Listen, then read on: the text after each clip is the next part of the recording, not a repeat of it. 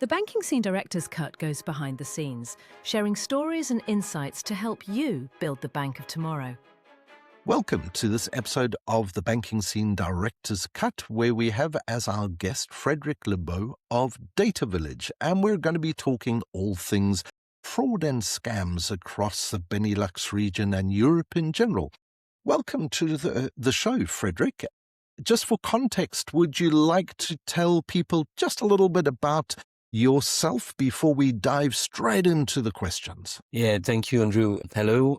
So I'm Frédéric Lebeau. I'm a founder of Datavillage.ai, a company active in fraud prevention, fraud detection, fraud analytics with the use of data. Of course, we will talk a bit more about that. And my background is in the financial industry. So I've worked more than 20 years in financial industry for banks, private, retail banking in different areas, quite a lot in cybersecurity, but also in open banking, architecture and technology. Fantastic. Great background there. You don't look nearly old enough to have worked 20 years. You need more grey hair like me. Thank you. Especially in financial services, I think. So jumping straight into the topic of today's conversation, from your vantage point, what do you think is getting materially worse in fraud and scams across Europe and particularly the Benelux region right now, and why? Yeah, so it's definitely a topic that is taking a lot of attention today in Europe, all over the place. I would say you have countries that are much more targeted than other, but it's really increasing all over the place. What we see is that we see an increasing number of attacks around scams, and especially investment and impersonation scam. This is a category which is usually called high amount, low frequency, compared to per case scam. And there is a reason for that. I mean, it takes a bit more time for fraudster to perform an investment impersonation scam or romance scam. But once it's done, I mean, they get much more money. If you look on average, I think it's around 5,000 euro on average for an investment scam that they can get out of the victim. Yeah, the why, I would say, is mainly related to the move from the fraudster in the way they are performing their attacks. So if you look about the last few years, financial institutions and regulators have improved a lot, to protect customers, but mainly to protect their system against the fraudster. Most concrete examples are setting up transaction monitoring, but also setting up SCA, so strong customer authentication, also KYC, onboarding, and so on. This mainly, the main objective was about protecting the system. But of course, fraudsters are learning fast and they adapted themselves, meaning that instead of trying to bypass, authentication and the system or to hack the system, they are now attacking what we used to say the weakest link in the chain, meaning the users themselves. So is that primarily social engineering and that kind of a thing when you say they're attacking the users themselves? Exactly. So it's all about social engineering. It's all about what we talk about legitimate users. So it's not about having a fraudster behind the screen, but having a legitimate users that is performing an activity on behalf of the fraudster. So it's emotional manipulation of the actual humans that are winning in the scams at the moment. How else are the fraudsters adapting their playbook as payments get faster and more digital? Have you seen things change because of instant payments and always on channels? Definitely. I think that fraudsters are jumping on every evolution and thinking on how they can leverage this evolution to perform their fraud. So a typical, of course, things is around instant payment and the use of instant payment to perform fraud. So it's not that they've changed, the way they are performing this social engineering and attacking the legitimate users, but they are relying on instant payment as a way to perform their attacks much more efficiently, faster, and so on. Why? Because with instant payment, the money is moving from one account to the other in seconds, which means that the money can move from one account to the other, from another account to the other, etc., etc. So to protect against that, the best way is obviously to detect the fraud before it happens, so before executing the payment. And there is a huge change that the money will flow from the account to the other before the alert could be handled by the financial institution. So that's why protecting before the execution is so important with instant payment. And I do believe that this is something that will continue to evolve. We talk a lot about agentic commerce, etc. Not there yet. There is also a lot of opportunities there for fraudster, I think, to perform fraud. So what you said, the best opportunity is to catch it before it happens. What kind of signals do you see? Is it simply that sort of account movement before it hits? What kind of signals happen before the loss? You know, what can you jump on to warn a customer or to try and prevent that fraud from happening? That's the challenge, because the challenge lies in the fact that there is not a single isolated signal, but it's a set of signals. It's a context. And this is where it's so difficult, because it's not, hey, this is a new beneficiary, or this is an amount higher than 5K, etc. It's really a set of signals. And also very important is that these signals are also coming from outside of the banking channel, because the attacks usually start outside of the control of the bank. Typically via phone, SMS, a lot via, social network, WhatsApp, and so on. Meaning that these signals are not available for banks, but these signals are also very important to be able to put a context around a payment, a transaction, to be able to know if that transaction is potentially fraudulent or not. And this is where our approach with Datavillage stands out. So we don't seek about, distinct or detect isolated and abnormal signals. This is not what we are doing, but we are looking to contextualize a transaction using internal and external data in order to link this to user scenario, so the victim.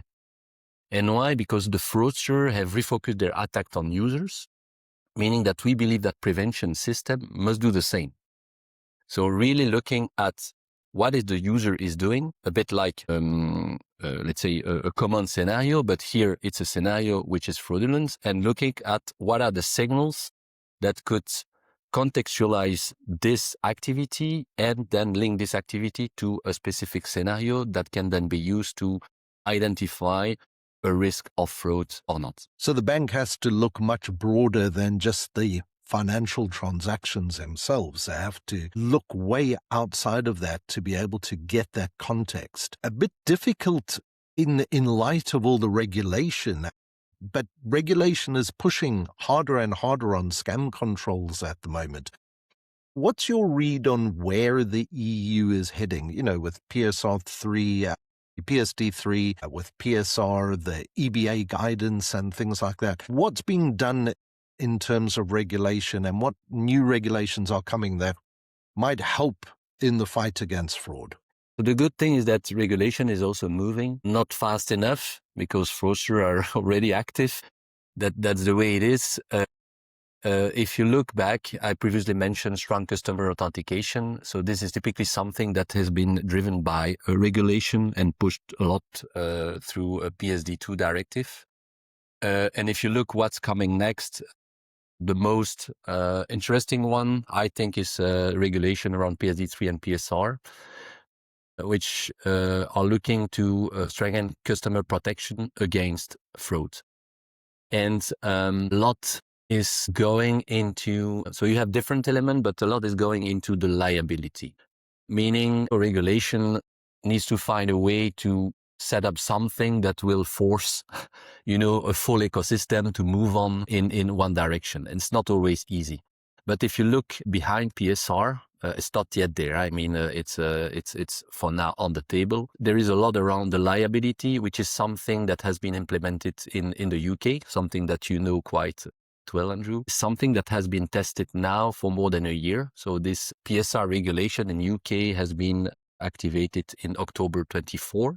And behind the most important element was about the reimbursement scheme, so the 50-50 reimbursement scheme, meaning that both the sender and the receiver are liable in case of a fraud to reimburse the victim and not only the sender, which is the case today, typically in Belgium, Benelux, and Europe.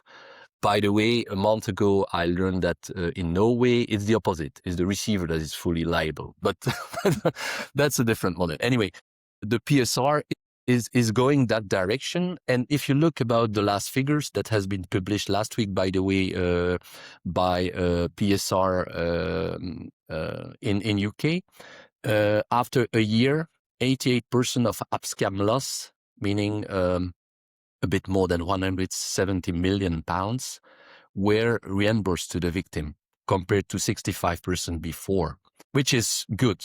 Unfortunately, this does not stop the fraud, because fraud is still increasing. There are also some figures in the report, and we did a summary, by the way, on our website as well. But this is still increasing.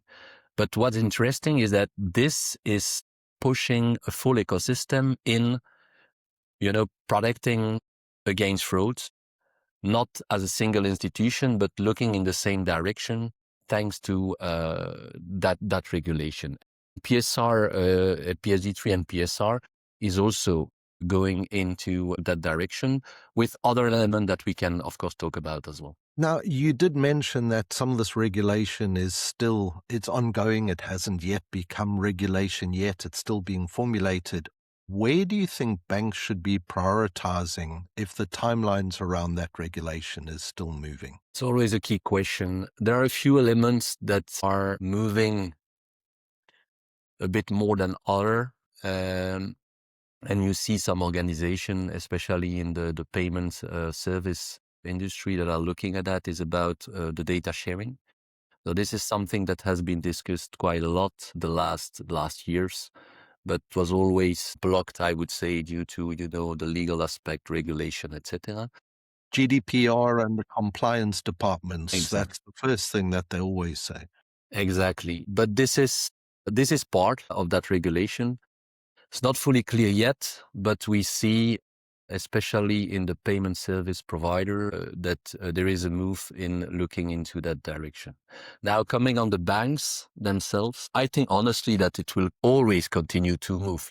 After that regulation, it will be another and another, and fraudster will continue to move as well. So, and evolve. So, honestly, for me, and I think it's not rocket science what I will say, but I think banks should start small with definitely a market that is moving to protect more and more the customers. So this is obvious, meaning that the banks should evolve. So, banks did a lot around AML, but fraud a bit less. So the evolution should focus on high impact on both fraud prevention, but also operational optimization, because that's also an area that takes a lot of time for banks and financial institutions in terms of prevention, detection, analysis, and so on. Nevertheless, they should think, around the full prevention journey. So looking at one single step is important, because you need to prioritize. You cannot do everything.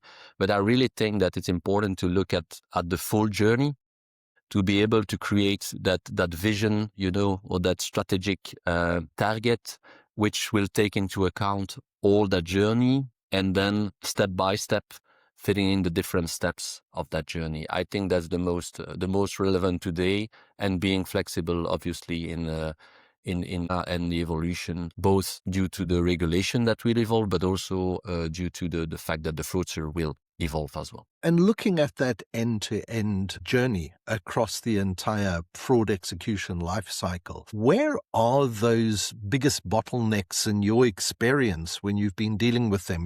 Which step is the most undertooled? Is there one specifically that you would call out that they should be focusing on more? It's a good question. So if you look about the journey itself, you have different steps. So you have the prevention, you have the detection, then you have the triage, then you have the investigation, you have also the recovery, so the discussion handling with the victims, and obviously the reporting internally or to the regulator. So you see that the journey is quite broad, and it covers different expertise, different area, different activities. And today, honestly, I think the main challenge is not related to the under tooling in one specific area, etc. Of course, there are always room to improve tools, etc. But it's more related to the fact that there are a lot of tools, so data and systems in place. So we often, when we have discussion with back office, fraud operation, etc., and we got a very good opportunity a few months ago to be at the TSB Bank in UK fraud operation. So a day fraud operation, looking at the day-to-day. And it's super interesting to see also how many tools they have to manage. It's not surprising to see that on a daily basis, an analyst needs to handle 8 tools to go over these tools and, doing the copy paste and looking at this data and what's happened, etc. So it takes a lot of time from the analyst, and of course a lot of focus that they do not have on the analysis themselves, because they have to combine these things and these tools and this data. Next to that, combined with the huge amount of false positive, the teams are flooded and do not spend their time and their precious time on the most important cases, or feeding back, shifting left the learning into the prevention. So for me, it's not really today a question of it's more a question of how can we have the journey more smooth for the analyst, and also trying to shift more what we used to say, in the software engineering space, shifting left. So shifting as much as possible activities that are performed late in the life cycle, sooner in the life cycle. But to do that, you need to automate. So let's talk about automation. AI. It would be rude if we didn't mention AI in this. Where do AI agents really help in fraud ops today versus where is it hype? So honestly, this is something we are working on now for a while, and I think the AI agent can help, or should help, all over the life cycle, because that is a tool or a technology that can really help into automating, but also automating in a way that it can still interact with the human, being the analyst, if you think about the bank or the financial institution, but also the user. So that's where it's so powerful. But the first concrete steps, to be very, very practical, and which works very well today, is especially in the alert triage, the case investigation and compliance reporting. This is where the impact for the fraud operation team is very high, with very fast result as well. And it's a very good starting point also to start translating the minds, really the minds of these analysts or these experts into knowledge that can then be used broader in the life cycle, especially in the prevention. It's bringing out that tribal knowledge, the knowledge of the actual humans, right? And encoding that. And I would assume that also helps reduce the risk around automation, inconsistent decisions, bias introduced by the models, if you've got that human in there that's then training the model, right? Exactly. That's a very important one. Nowadays, don't expect to have fully automated decision. I would not do that, honestly. Banks don't ask that. They always want to have, that final human decision, which I think makes sense. So what we do, typically, there is always, the last button to click is a button that needs to be clicked by the human. Nevertheless, of course, this agent brings all the information and all the evidences, the context, summary, etc. Also the audit behind, the reasoning behind that has been done by the agent, to give everything to the human agent to take the right decision much faster than it is done in the fraud ops today. It's a much more realistic view than the unrealistic view of we're just going to plug in an AI agent that's going to do all of our fraud prevention for us, which I think some leadership might have an misconception around that at the moment. Maybe in a few years, yeah, but right now I would start more pragmatic. So, final question, because we're running up against time here. If you had to give the fraud fighters and banks one bit of advice for what to take a look at tomorrow, what's their What's their main priority? What tips would you have for them? Good question. I think that the fraud ops and the fraud analysts should not be afraid about using technology, and especially these AI agent, etc., in a way that they could work hand in hand. So it's not about being afraid that I will be replaced by an AI agent and the AI agent will take my job. It's really more working hand in hand with a tool that can help and support the human analyst to do part, of course, of the job, which usually, honestly, is most probably not the most exciting part of the job, and leave the analyst focus on the most exciting part, which is about taking the decision, as a human, looking at all the information that has been gathered and then taking the right decision. But also further, thanks to the time that, the AI is taking, or handing over the time that is spent today by the analyst can then really think about, hey, based on what I'm doing today, how can I translate this knowledge into something that can be used earlier in the chain? For me, that's really key, because there is a lot of things that could be done earlier in the chain to be able to prevent and not, detect or investigate and so on. But that's that feedback loop that is, I think, super important. And that is, for me, a real opportunity for the fraud ops team and human analysts. But of course, they need time to do that. So let the AI agents do the job that is less interesting, and let's try to refocus on the most interesting part of the job. Fantastic tip there. Prevent it before it gets into your whole cycle, because then you'll have less work down the line. Thank you very much for coming on the show today, Frédéric, and we hope to see you at one of our events soon, and people can come and ask you more questions directly about fighting fraud. Thank you, Andrew. Thank you for the invitation. It was great.